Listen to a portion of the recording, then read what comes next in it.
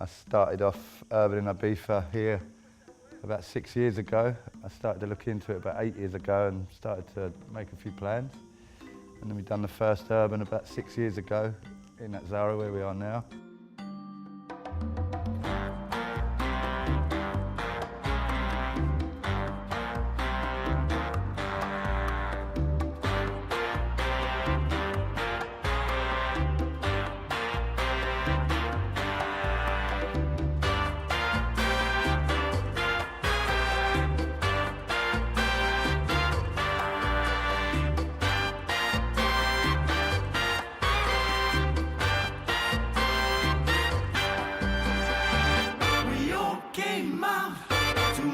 On the Lake Geneva shoreline to make records with the mobile.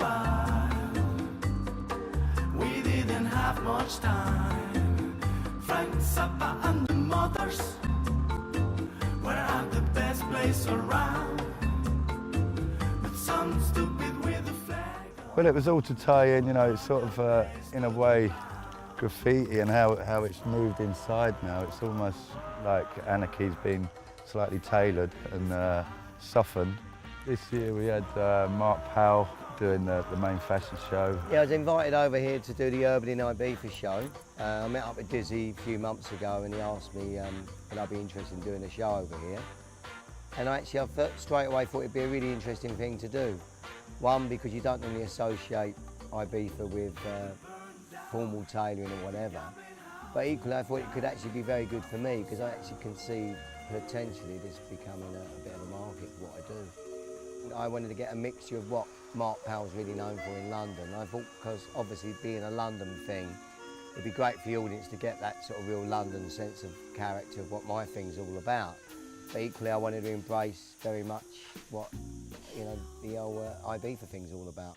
Urban in Ibiza was really because I went into the West Bank Gallery, Paul Dizzy Sanders Gallery in London, and was so inspired by the work they had on display and by how fresh the guy's approach was to art that I felt I had to get involved once that Paul told me about Urban. It just seemed like too good an opportunity to turn down.